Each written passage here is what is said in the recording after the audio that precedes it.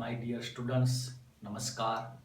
Vector algebra chapter એના 11મા લેક્ચરમાં આપણું હાર્દિક સ્વાગત છે. અહીંયા કેટલાક પ્રશ્નો સોલ્વ કરીએ આપણે. તો શરૂ કરીએ. પહેલો પ્રશ્ન, બી અને સી બે સદિશો આપ્યા છે, સાથે સદિશ એનું માન 1 છે અને તેની સાથે પેટી ગુણાકાર સદિશ એ બી સી એનું મૂલ્ય મહત્તમ છે. તો આપણે સદિશ એ શોધવાનો છે. સદિશ એ મેળવવા માટે એક શરત આપી છે, આપેલ સદિશનું માન 1 એકમ છે. બીજી શરત આપી છે, સદિશ એ બી સી એનું અદિશ ત્રિગુણન મહત્તમ છે. તો આ રીતે આપણે આ બંને શરતનું પાલન કરી સદિશ એ મેળવવાનો છે. હાલો એમાં પહેલી શરત ઉપરથી આગળ વધીએ. એટલે કે પેટી ગુણાકાર એ બી સી એનું મૂલ્ય મહત્તમ છે. હવે આમાં વિચારીએ કે પેટી ગુણાકાર એટલે કે અદિશ ત્રિગુણન, સદિશ એ બી સી નું અદિશ ત્રિગુણન મહત્તમ ક્યારે બને? તો કે સદિશ એ એટલે 3 માંથી કોઈ પણ એક, આપણે એની વાત કરીએ કેમ કે સદિશ એ શોધવો છે એટલા માટે. તો સદિશ એ બાકીના બે સદિશને લંબ હોય તો, એટલે કે સદિશ એ બી અને સી બંનેને લંબ હોય તો આપેલ પેટી ગુણાકારનું મૂલ્ય મહત્તમ અથવા ન્યૂનતમ બને. ફરીથી બોલું, સદિશ એ બી અને સી બંનેને લંબ હોય તો પેટી ગુણાકાર સદિશ એ બી સી એનું મૂલ્ય મહત્તમ થાય અથવા તેનું મૂલ્ય ન્યૂનતમ થાય. હવે મહત્તમ ક્યારે બને અને ન્યૂનતમ ક્યારે બને તેની વાત. સદિશ એ બી અને સી બંનેને લંબ છે, એનો અર્થ એ થાય કે સદિશ એ અને સદિશ બી ક્રોસ સી એ એકબીજાને સમરેખ બનશે. એટલે કે સદિશ એ અને સદિશ બી ક્રોસ સી એ સમરેખ સદિશ બને. અને આપને ખબર છે કે સમરેખ સદિશ એટલે દિશા સમાન અથવા પરસ્પર વિરુદ્ધ. તો ટૂંકમાં સદિશ એ અને સદિશ બી ક્રોસ સી ની દિશા સમાન હોય ત્યારે પેટી ગુણાકારનું મૂલ્ય મહત્તમ બનશે. એ જ રીતે સદિશ એ અને સદિશ બી ક્રોસ સી ની દિશા પરસ્પર વિરુદ્ધ હોય ત્યારે પેટી ગુણાકારનું મૂલ્ય ન્યૂનતમ બને. તો અહીંયા પેટી ગુણાકારનું મૂલ્ય મહત્તમ છે, તેથી સદિશ એ અને સદિશ બી ક્રોસ સી ની દિશા સમાન થશે. અહીં લખ્યું છે સદિશ એ અને સદિશ બી ક્રોસ સી ની દિશા સમાન થશે. તેથી એક સદિશને ધન સંખ્યા વડે ગુણો બીજો સદિશ આપને મળશે. તેથી સદિશ એ ઇક્વલ લેમ્બડા ઇન્ટુ સદિશ બી ક્રોસ સી થશે. એટલે કે સદિશ બી ક્રોસ સી ને ધન સંખ્યા વડે ગુણો તો આપણે સદિશ એ મળે છે. તેથી a equal lambda into b cross c બને. અને બી સદિશ અને સી સદિશ તમને આપ્યો છે, નિશ્ચિત આપેલો છે, તેથી આપણે બી ક્રોસ સી મળશે, જેની ગણતરી તમે કરી શકશો. તો અહીંયા સદિશ બી અને સી નો ક્રોસ પ્રોડક્ટ ક્રમયુક્ત ત્રય 2 2 1 થશે. એટલે અહીંયા 2 2 1 મૂકીએ. હવે આપણે સદિશ એનું માન આપ્યું છે એટલે બંને બાજુ માનનો ઉપયોગ કરીએ. સદિશ એ ઇક્વલ લેમ્બડા ઇન્ટુ ક્રમયુક્ત ત્રય 2 2 1 છે. એટલે કે ડાબી બાજુ અને જમણી બાજુના સદિશ સમાન છે, તેથી બંનેના મોડ સમાન થશે. તેથી ડાબી બાજુ થશે મોડ વેક્ટર એ અને જમણી બાજુ આનો મોડ આવશે. એમાં લેમ્બડાને મોડ આપીએ અને સાથે આ સદિશને મોડ આપીએ. અને લેમ્બડાનો મોડ એટલે માનાંક લેમ્બડા અને સદિશ 2 2 1 નો મોડ એટલે રૂટ પહેલા ઘટકનો વર્ગ વત્તા બીજાનો વત્તા ત્રીજાનો વર્ગ એટલે આપણે 3 મળશે. તો ટૂંકમાં આ સદિશનો માનાંક આપણે 3 મળશે. પરંતુ સદિશ એનું માન 1 છે, તેથી ડાબી બાજુ 1, જમણી બાજુ માનાંક લેમ્બડા ઇન્ટુ 3 થશે. તેથી માનાંક લેમ્બડા ઇક્વલ 1/3 બને. પરંતુ લેમ્બડા ગ્રેટર ધેન 0 છે શા માટે? તો કે સદિશ A અને સદિશ B ક્રોસ C ની દિશા સમાન છે, તેથી લેમ્બડા ધન મળશે. તેથી લેમ્બડા ઇક્વલ 1/3 થશે. આ લેમ્બડાની કિંમત અહીંયા મૂકી દઈએ તો સદિશ A ઇક્વલ 2/3 -1/3 થશે. એટલે કે સદિશ A ઇક્વલ 1/3 ઇન્ટુ ક્રમયુક્ત ત્રય 2 to -1 મળશે. તો આ રીતે આપણે સદિશ મળશે. તો સદિશ એ આવા પ્રકારનો હોય ત્યારે A B C એની પેટી ગુણાકારનું મૂલ્ય મહત્તમ બનશે. એ જ રીતે લેમ્બડાની કિંમત અહીંયા માનાંક છોડીએ એટલે માઇનસ વિચારીએ, લેમ્બડા ઇક્વલ -1/3. તો સદિશ A અને સદિશ B ક્રોસ C ની દિશા પરસ્પર વિરુદ્ધ થશે. તો આ સ્થિતિએ પેટી ગુણાકાર A B C ની કિંમત ન્યૂનતમ મળે. તો આ રીતે મહત્તમ કે ન્યૂનતમ બંને આપણે શોધી શકીએ. એના પછીનો ક્વેશ્ચન, એક ચતુષ્ફલક આપ્યો છે. ચતુષ્ફલકનું નામ છે VABC. એક નિયમિત ચતુષ્ફલક છે તથા 3 બિંદુ આપ્યા છે P, Q અને R. એ રેખાખંડ VA, રેખાખંડ VB, રેખાખંડ VC ના મધ્ય બિંદુઓ છે. તો PQR થી બનતો સમતલ એટલે કે સમતલ PQR એ ચતુષ્ફલક VABC નું ખાલી જગ્યા ગુણોત્તરમાં 2 ભાગમાં વિભાજન કરે છે. તો ટૂંકમાં આપને એક ચતુષ્ફલક આપ્યો છે અને આ 3 બિંદુની મદદથી એક સમતલ બને છે. એ સમતલ ચતુષ્ફલક VABC ના 2 ટુકડા કરે છે, 2 ભાગ. તો એમાં એક ભાગ અને બીજા ભાગ વચ્ચેનો ગુણોત્તર આપણે નક્કી કરવો છે. ચાલો આગળ વધીએ. અહીંયા આકૃતિ આપી છે. ચતુષ્ફલક VABC છે. ચતુષ્ફલક એટલે જેને 4 ફલક હોય તેવા પ્રકારનો ઘન એટલે કે ઘન પદાર્થ. તો ચતુષ્ફલક VABC એની એક ધાર રેખાખંડ VA તેનું મધ્ય બિંદુ P છે, બીજી ધાર રેખાખંડ VB તેનું મધ્ય બિંદુ Q છે અને ત્રીજી ધાર રેખાખંડ VC તેનું મધ્ય બિંદુ R છે.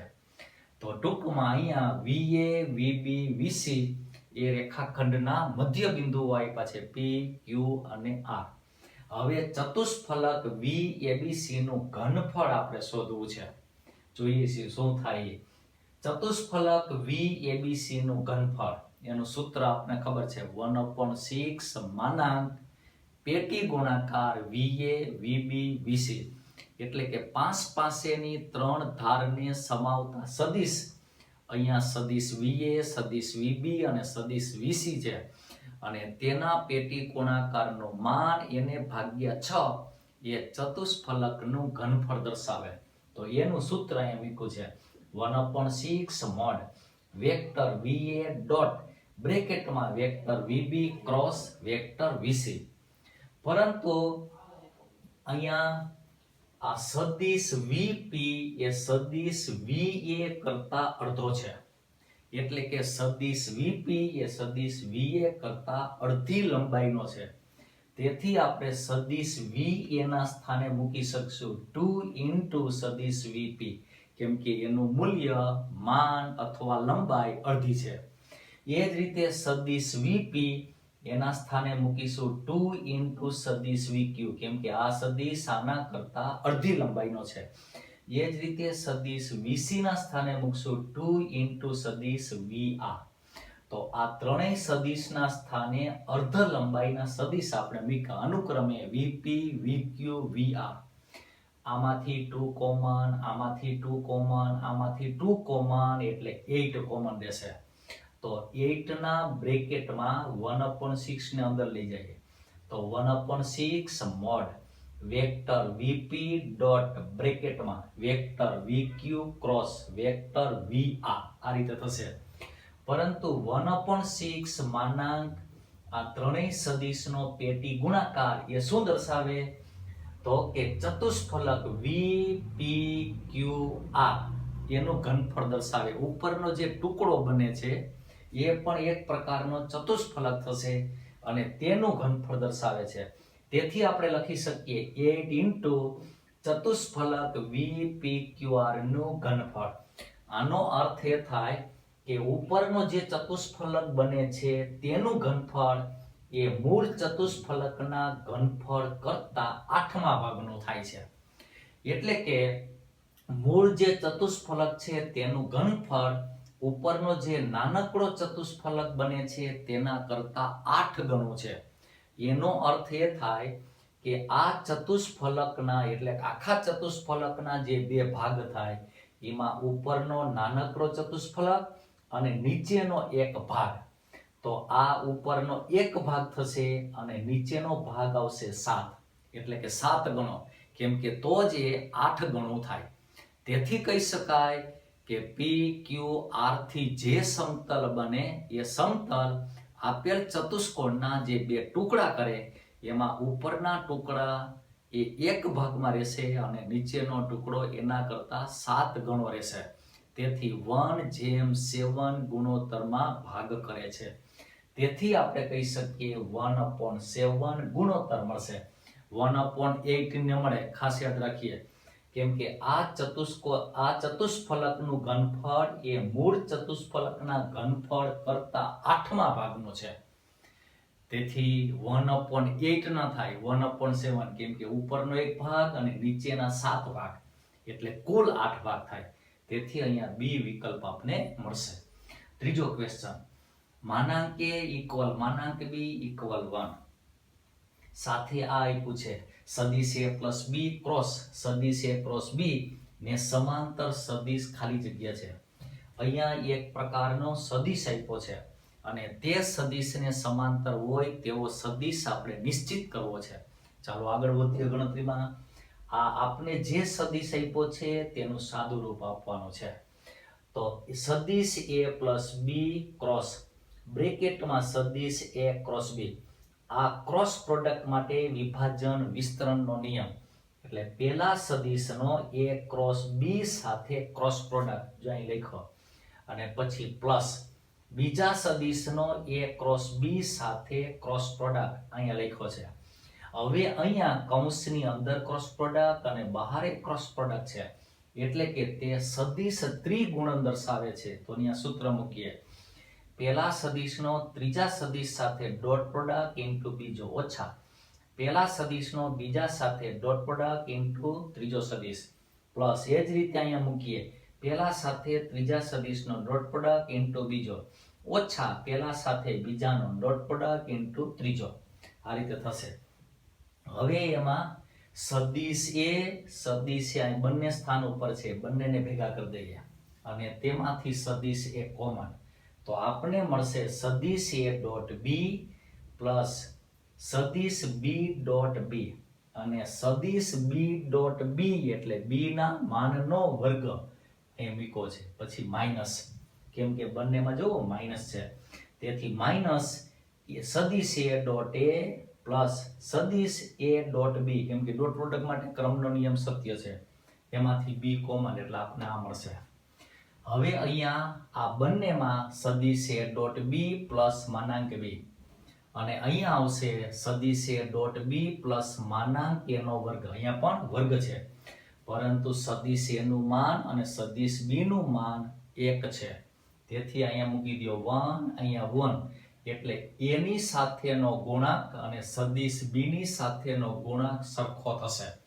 તેથી સદિશ A ડોટ B પ્લસ 1 બ્રેકેટમાં સદિશ A માઇનસ B થશે અને બે સદિશોનો ડોટ પ્રોડક્ટ એટલે અદિશ, એમાં એક ઉમેરો એટલે અદિશ, અદિશ એટલે વાસ્તવિક સંખ્યા, તેને હું લેમ્બડા તરીકે મૂકું છું.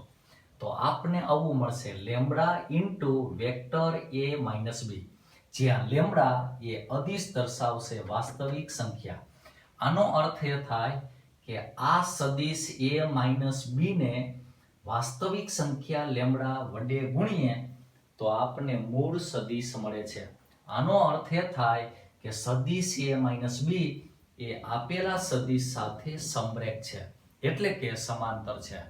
તેથી આપને મળશે આપેલ સદિશને સમાંતર હોય તેવો સદિશ A માઇનસ B થશે, એટલે કે અહીંયા B વિકલ્પ આવશે. સમાંતર સદિશ એટલે જેની દિશા સમાન અથવા પરસ્પર વિરુદ્ધ હોય તેવા સદિશ એટલે કે સમરેખ સદિશો. તેથી અહીંયા a - b આવશે, વેક્ટર a - b. એના પછીનો પ્રશ્ન, શૂન્યેતર સદિશો a b c પૈકી કોઈ પણ બે સમરેખ નથી. સાથે આ શરત આપી છે, વેક્ટર a ક્રોસ b કૌંસની બહાર cross vector c equal 1/3 mode vector b into mode vector c into vector a. અને સાથે સદિશ b અને c વચ્ચેનો ખૂણો થીટા છે, તો આપણે સાઇન થીટાની કિંમત શોધવી છે. અને એ સાઇન થીટાની કિંમત આપણે આની મદદથી અને સાથે આની મદદથી મળશે. આગળ વધીએ. આપણે જે ધરખમ શરત આપી છે ત્યાંથી શરૂઆત કરીએ. તો અહીંયા ડાબી બાજુ બે સદિશોનો ક્રોસ પ્રોડક્ટ અને કૌંસની બહાર ક્રોસ ત્રીજો સદિશ છે, એટલે કે અહીંયા સદિશ ત્રિગુણન છે, પરંતુ એમાં પહેલો નહીં બીજો. તેથી તમારે જમણી બાજુથી સૂત્રનો ઉપયોગ કરવાનો. પહેલા સદિશ સાથે ત્રીજાનો ડોટ પ્રોડક્ટ અહીં લખ્યું અને ઇન્ટુ બીજો સદિશ ઓછા પહેલા સદિશ સાથે બીજા સદિશનો ડોટ પ્રોડક્ટ ઇન્ટુ ત્રીજો સદિશ, એટલે ડાબી બાજુ આવું થશે, જમણી બાજુ કાંઈ ફેરફાર નહીં.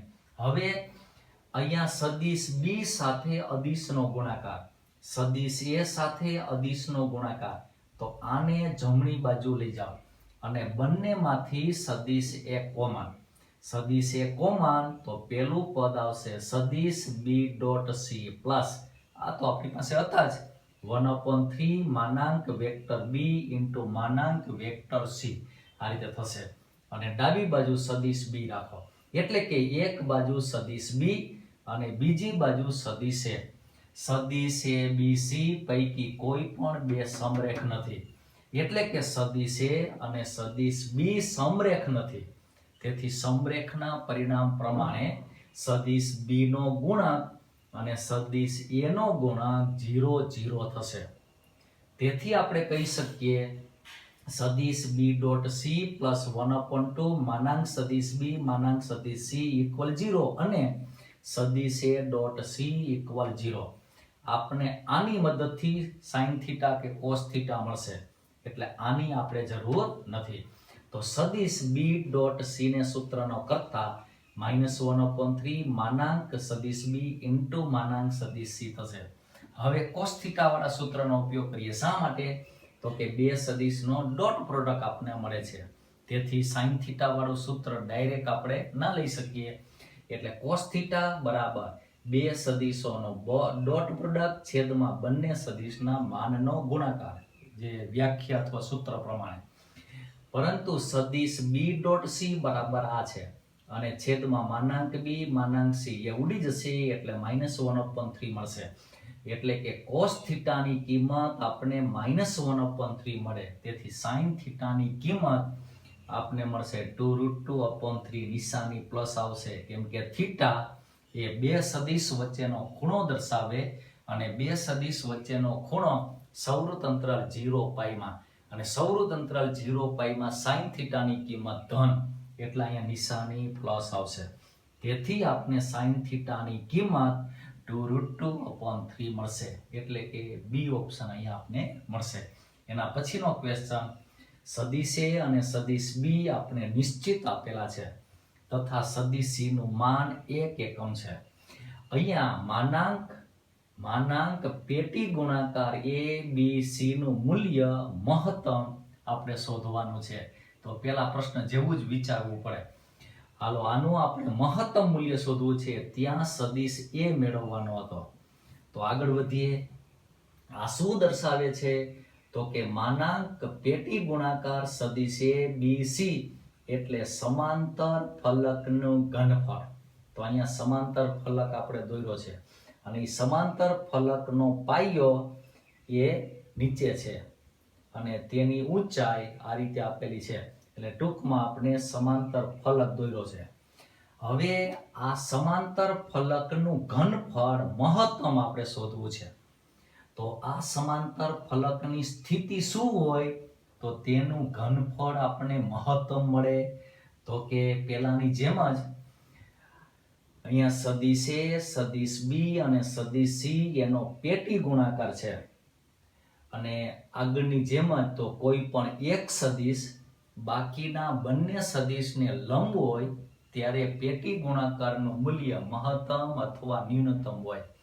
એટલે કે એક સદિશ એ બાકીના બે સદિશોના ક્રોસ પ્રોડક્ટને સમરેખ હોય તો પેટી ગુણાકારનું મૂલ્ય મહત્તમ કે ન્યૂનતમ હોય. અહીંયા આપણે મહત્તમ મૂલ્ય શોધવાનું થાય. એટલે કે એક સદિશ એ B ક્રોસ C સાથે સમરેખ એટલે કે દિશા સમાન હોય તેવો સદિશ થશે. એટલે કે આકૃતિમાં વિચારીએ તો સદિશ A આપણે નિશ્ચિત આપેલ છે, સદિશ B આપણે નિશ્ચિત આપેલ છે. એટલે કે તેની લંબાઈ કે સ્થાનમાં કાંઈ આપણે ફેરફાર નહીં કરી શકીએ. હવે સદિશ C આપણે આપેલ નથી પરંતુ તેનું માન આપ્યું છે.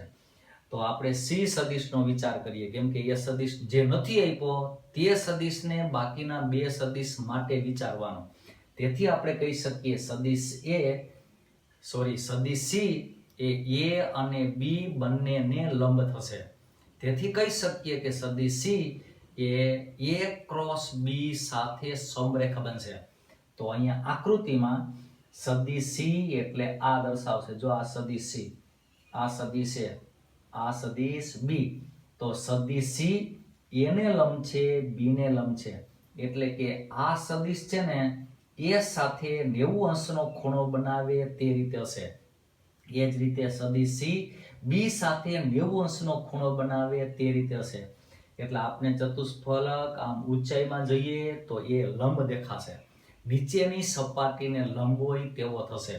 હવે આ ચતુષ્ફલકનું ઘનફળ મહત્તમ બનશે કેમ કે C નામનો સદિશ આ બંને સદિશને લંબ હશે ત્યારે આ સમાંતર ફલકનું ઘનફળ એ આપણને મહત્તમ મળે.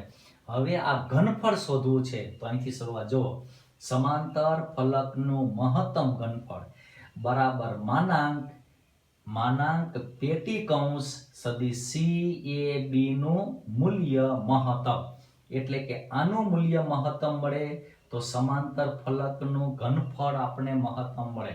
આપણે આનું મૂલ્ય મહત્તમ શોધવું છે કેમ કે તમે સદિશનો ક્રમ ABC રાખો કે સદિશનો ક્રમ CAB રાખો એનાથી પેટી ગુણાકારમાં કાંઈ ફેર પડતો નથી. તો હવે આનું મૂલ્ય મહત્તમ ક્યારે બને તો કે સદિશ C A અને B બંનેને લંબ હોય તો. હવે આ ઘનફળ આપણે શોધવું છે અને ઘનફળ કેવી રીતે મળે તો કે પાયામાં જે બે સદિશ છે A અને B વિચારીએ. આ બંને સદિશની મદદથી પાયામાં આપણે એક સમાંતર બાજુ ચતુષ્કોણ મળે છે. એટલે કે સમાંતર ફલકનો પાયો એ સમાંતર બાજુ ચતુષ્કોણ છે અને આ સમાંતર બાજુ ચતુષ્કોણનું ક્ષેત્રફળ આપણને મળે. કઈ રીતે તો કે માનાંક સદિશ A ક્રોસ B. તો પાયાનું ક્ષેત્રફળ એને ગુણ્યા ઊંચાઈ કરીએ એટલે આપણે સમાંતર ફલકનું ઘનફળ મળે. એટલે અહીં લખ્યું છે પાયાનું ક્ષેત્રફળ અને અહીંયા પાયો એ સમાંતર બાજુ ચતુષ્કોણ દર્શાવશે તો તેનું ક્ષેત્રફળ એને ગુણ્યા ઊંચાઈ. પરંતુ પાયાનું ક્ષેત્રફળ એટલે શું તો કે સમાંતર બાજુ ચતુષ્કોણનું ક્ષેત્રફળ. એટલે કે માનાંક સદિશ A ક્રોસ B એની સાથે ગુણાકારમાં ઊંચાઈ શું તો કે સદિશ C નું માન, સદિશ C ની લંબાઈ એ તેની ઊંચાઈ દર્શાવશે. શા માટે હજી એકવાર કહી દો. સદિશ C A અને B બંને લંબ છે તેથી સદિશ C ની લંબાઈ એ સમાંતર ફલકની ઊંચાઈ દર્શાવશે. એટલે કે લંબ ઊંચાઈ દર્શાવશે. તેથી આ બંનેનો ગુણાકાર આપને મળશે. હવે સદિશ A ક્રોસ B એ આપને સદિશ A અને B ઉપરથી મળશે જે આપને ખબર છે. એ અહીંયા મળશે ક્રમયુક્ત ત્રય -4 -3 6 અને સદિશ C નું માન 1 છે એટલે કે ઊંચાઈ 1 એકમ થશે.